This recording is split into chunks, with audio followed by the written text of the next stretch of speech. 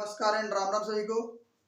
तो बच्चों class 10th के लिए एग्जाम्पल्स हो रहे हैं, ठीक है, जिसमें एग्जाम्पल नंबर 2 है कि सिद्ध कीजिए कि √3 एक अपरिमेय संख्या है। तो सबसे पहले ऐसे सवालों को सिद्ध करने के लिए हम मानते हैं कि ये परिमेय संख्या है।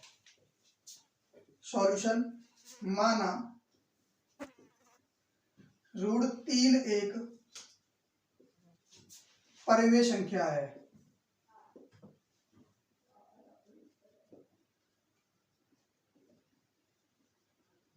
अगर ये परिमेय संख्या है तो परिमेय संख्याओं को हम P/Q के रूप में लिखते हैं इस तरीके से, ठीक। और इसमें कंडीशन होती है कि Q का मान कभी भी 0 नहीं होगा।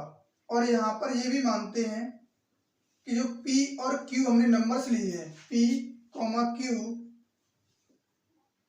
एक पूर्णांक संख्या है। P, Q क्या है? पूर्णांक संख्या है।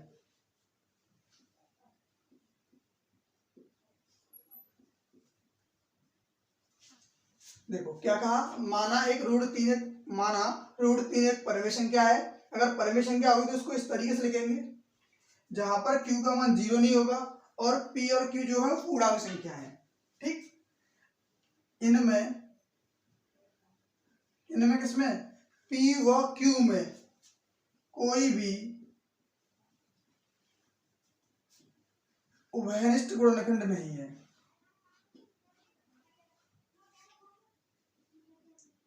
उभयनिष्ठ गुणनखंड नहीं है, ठीक। इनमें क्या होगा कि इनमें कोई भी उभयनिष्ठ गुणनखंड नहीं होगा, सिर्फ एक के अलावा। यानी किसी भी संख्या में एक तो उभयनिष्ठ गुणनखंड होता है, लेकिन एक के अलावा कोई भी अन्य उभयनिष्ठ गुणनखंड नहीं हो सकता। अगर नहीं होता है तो क्या करेंगे, √3 बराबर P/Q था। यहां से अगर हम P का मान निकालेंगे तो √3 × Q होगा और इसमें दोनों पक्षों का गुणा कर देंगे। दोनों पक्षों का वर्ग करने पर दोनों पक्षों का वर्ग करने पर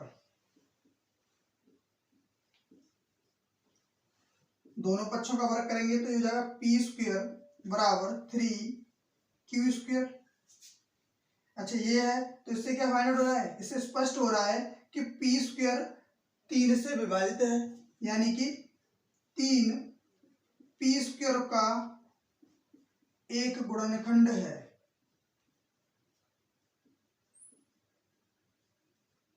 एक गुणनखंड है, यानी गुणनखंड कैसे है कि इसको 3 से काट रहा है। और कैसे काट रहा है? अगर P² का मान में P² के जब हमने गुणनखंड किए तो कैसे आ रहे थे? 3 × Q² आ रहे थे, यानी वो संख्या 3 से कट रही है, ठीक। तब 3 P को भी विभाजित करेगा।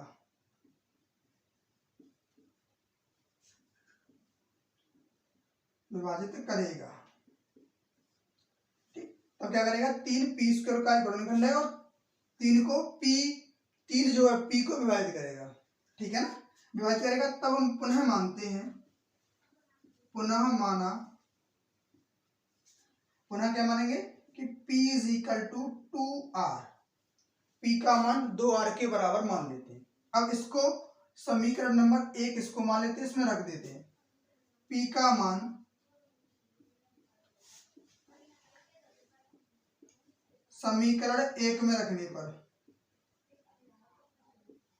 समीकरण फर्स्ट में रखने पर,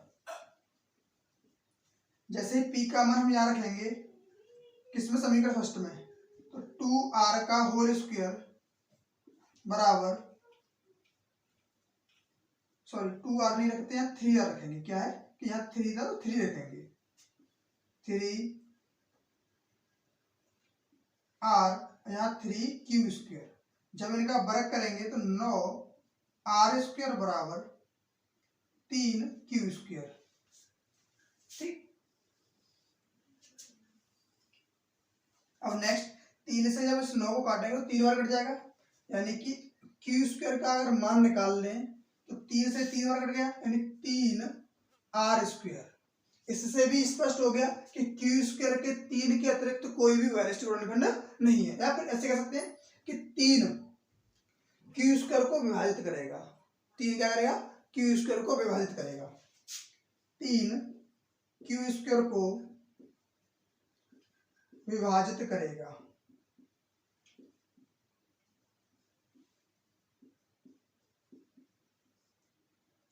तीन क्यू स्क्वायर को विभाजित करेगा। तब 3 क्यू को भी विभाजित करेगा। 3 क्यू को भी विभाजित करेगा।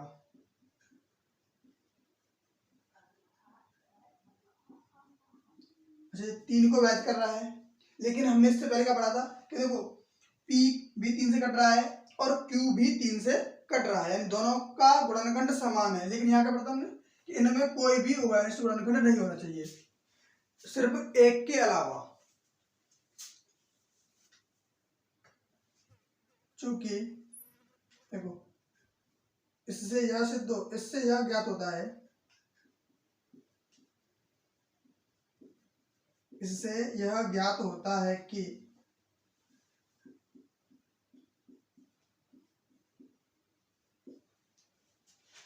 P व Q के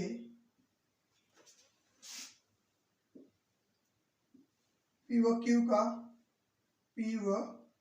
Q का एक उभयनिष्ठ गुणनखंड,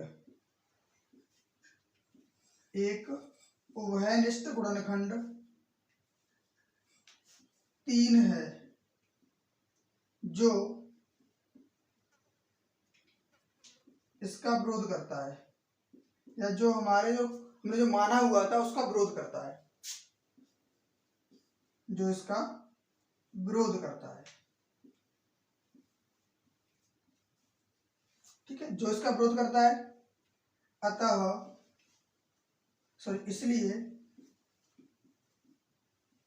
इसलिए √3 एक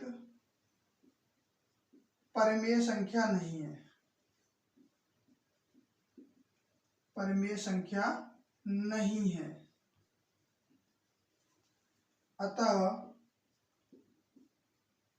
√3 एक अपरिमेय संख्या है।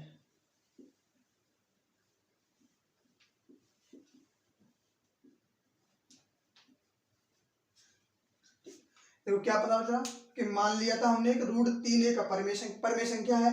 अगर परिमेय संख्या होती है तो उनको हम P/Q के रूप में लिख पाते हैं, जहां पर Q ≠ 0 होता है। जहां P और Q पूर्णांक संख्या हैं, इनमें कोई भी उभयनिष्ठ गुणनखंड नहीं होगा। अब जो भी परिमेय संख्या हमने मानी थी उसमें से P का मान निकालेंगे, नहीं का इसका क्रॉस मल्टीप्लाई बड़ा कर देंगे। P बराबर 3 × Q होगा, दोनों पक्षों का वर्ग करने पर वर्ग किया तो P का वर्ग हो गया P², √3 का वर्ग और 3 होगा और Q का वर्ग Q² हो जाएगा। इससे ये स्पष्ट हो गया कि 3 जो है P का एक गुणनखंड है P² का। अगर P का P² गुणनखंड है तो 3 P का भी गुणनखंड होगा या उसे विभाजित करेगा। ठीक, पुनः माना P बराबर 3R, P का मान समीकरण फर्स्ट में रखने पर, P का मान क्या किया हमने समीकरण फर्स्ट में रख दिया। जैसे रखा तो इसका वर्ग करेंगे और ये बराबर जो था उसको ऐसे रहने देंगे। 3 का वर्ग 9, R का वर्ग R² बराबर 3Q²। 3 से इसको काट दिया 3 बार तो Q² का मान आएगा 3R²। यहाँ से भी 3Q² को विभाजित करेगा, तब 3Q को भी विभाजित करेगा। इससे ज्ञात होता है कि P1 व P2 का एक उभयनिष्ठ गुणनखंड 3 भी है। ठीक, जो इसका विरोध करता है, किसका विरोध करता है? जो हमने माना था कि इसका कोई भी उभयनिष्ठ गुणनखंड नहीं है, इसका विरोध करता है। इसलिए √3 एक परिमेय संख्या नहीं है। अगर ये परिमेय नहीं है तो कैसी होगी? अपरिमेय। अतः √3 एक अपरिमेय संख्या है। प्रूफ हुआ, ठीक है ना, ये प्रूफ हो जाएगा, सिद्ध हुआ। तो नेक्स्ट क्वेश्चन है, दिखाइए कि 3√2 एक अपरिमेय संख्या है। तो इनको ऐसे क्वेश्चन से इन क्वेश्चंस की अपेक्षा जो सिंगल वर्ड वाले क्वेश्चन होते हैं, सर √3 एक अपरिमेय संख्या है, √2 एक अपरिमेय संख्या है, इनकी अपेक्षा जो थोड़े सिंपल होते हैं और इजी भी होते हैं और लेंदी भी नहीं होते हैं। ठीक है ना, तो कैसे करते हैं? फर्स्ट प्रोसेस सेम रहता है कि इनको हम मानते हैं, क्या मानते हैं? माना 3√2 एक परिमेय संख्या है, परिमेय संख्या है। अच्छा, परिमेय संख्या है तो उसको हम P/Q के रूप में भी लिख सकते हैं, 3√2, और जहां पे Q डज नॉट इक्वल 0 होता है, ठीक। और P और Q यहां पर P व Q सह अभाज्य संख्या है, सह अभाज्य संख्या। P और Q सह अभाज्य संख्या है।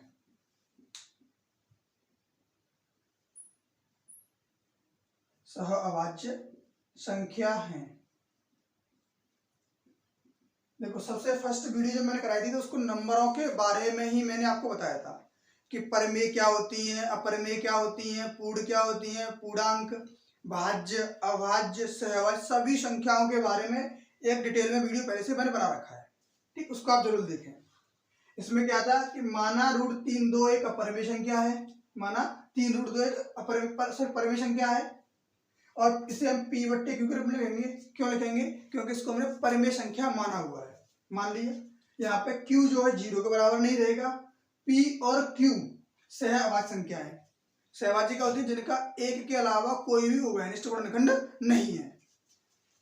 चलो, अगर नहीं है तो इसको हम क्या लिखेंगे कि P/Q बराबर 3√2 इम्प्लाइज, यानी इनमें हम वर्ग नहीं करेंगे।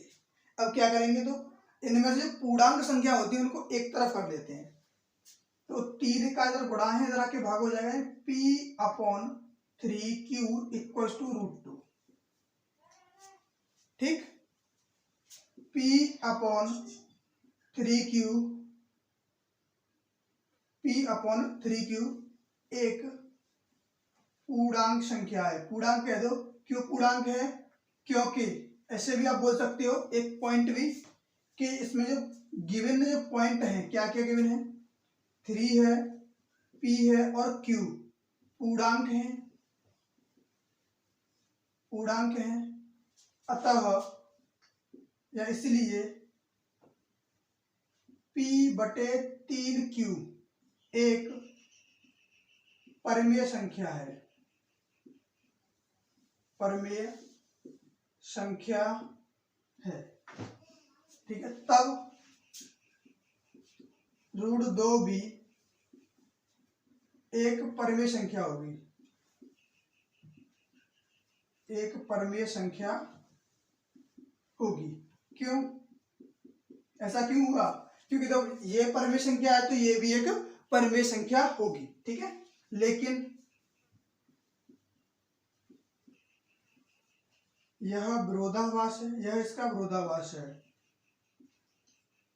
यह इसका विरोधाभास है।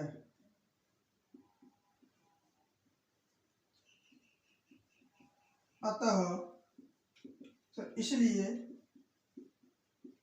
√2 एक अपरिमेय संख्या है, एक अपरिमेय संख्या है, अपरिमेय संख्या है। अतः 3√2 भी एक अपरिमेय संख्या होगी।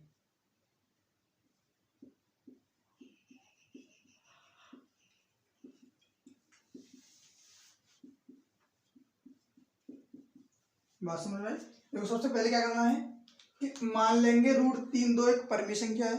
अगर माना है तो इसको P/Q के रूप में लिखेंगे और Q बराबर 0 नहीं होगा। P, Q सहभाज्य संख्या है।